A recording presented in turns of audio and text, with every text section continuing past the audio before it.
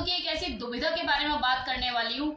दुविधा ही कह सकते हैं, परेशानी कहेंगे इसे, कोई बहुत बड़ी बीमारी तो नहीं होती है, लेकिन जिसको ये परेशानी हो जाती है उसके लिए जिंदगी में मुसीबतें खड़ी हो जाती हैं। मतलब छोटी छोटी चीजों पर रुकावटें, दिक्कतें, ये छोटा सा मर्ज बड़ी बड़ी रुकावटें पैदा कर देता है, उसके लिए जिंदगी जहन्नुम हो जाती है।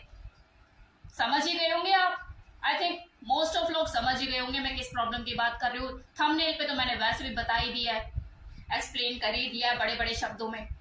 चलो इसी के ऊपर ही बात करते हैं कि जब किसी पुरुष का लिंग नॉर्मल अवस्था में होता है तो ये जो लिंग की जो चमड़ी होती है, जो उसकी फोरस्किन होती है, वो उसके लिंग का मुंह पूरी तरह से कवर करके रखती है, ढक कर रखती है, दुल्हन की तरह ढक के रखती है उसका चेहरा, वो कंप्लीट के नजर ना आ जाए।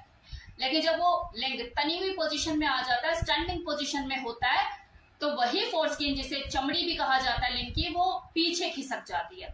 लेकिन कुछ कंडीशन में ऐसा देखा जाता है कि जब पीनस में तनाव आता है तो वो जो फोरस्किन है वो पीछे नहीं जाती, वो ऐसे आगे पीछे हो ही नहीं पाती, जिसके वजह से उस आदमी को, उस लड़के को, जिसको भी ये दिक्कत है, उसे परेशानियों का सामना करना पड़ता है।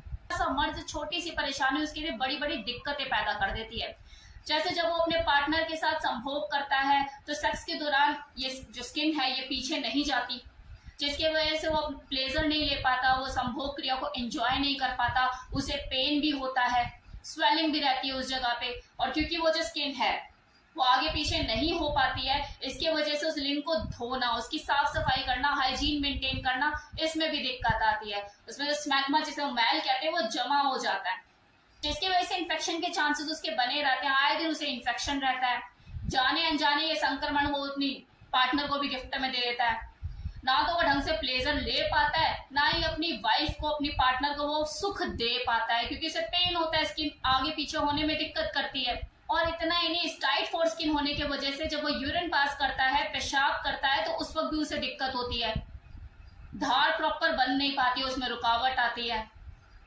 तो ये सारी दिक्कतें वो फेस करनी पड़ती है उसको। और अगर इसका इलाज समय पे ना किया जाए तो कुछ लोगों को पीनस का कैंसर तक हो जाता है, सबको नहीं, लेकिन कुछ कंडीशन में कुछ लोगों को कैंसर भी होने की संभावना बन जाती है।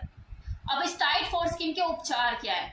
देखो, अगर बाल अवस्था का टाइम है तो उस वक्त अगर ध्यान दे दिया जाए और वो ऑयल लगाकर उसको मसाज की जाए, फोरस्किन को आगे पीछे करके लचीला बनाया जा सकता है।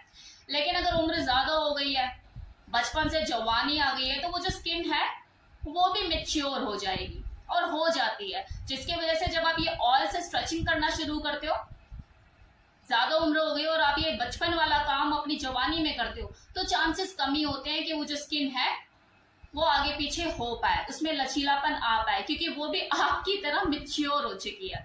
जैसे आपकी बुद्धि का विकास हो चुका है, उस स्किन का भी विकास हो चुका है और वो मैच्योर हो गई है, टाइट हो गई है। तो कुछ कंडीशन में तो होता है कि हाँ चलो रिजल्ट मिल जाए, लेकिन ज्यादातर कंडीशन में रिजल्ट नहीं मिल पाता। जो तेल लगाकर स्ट्रेचिंग करने का जो तरीका है फोरस्किन को आगे पीछे करने का, ये सफल साबित नहीं होता। तो अगर कोई परेशान है और इस दिक्कत से जूझ रहा है तो उसे मैं यही गाइड करूंगी कि जल्द से जल्द किसी डॉक्टर से अपॉइंटमेंट लीजिए, उसे दिखाइए, अपने आप को कंसल्ट कीजिए, वो आपका एग्जामिन करेगा, फिजिकल एग्जामिन करेगा और फिर जो सही उपचार होगा वो आपको सजेस्ट करेगा।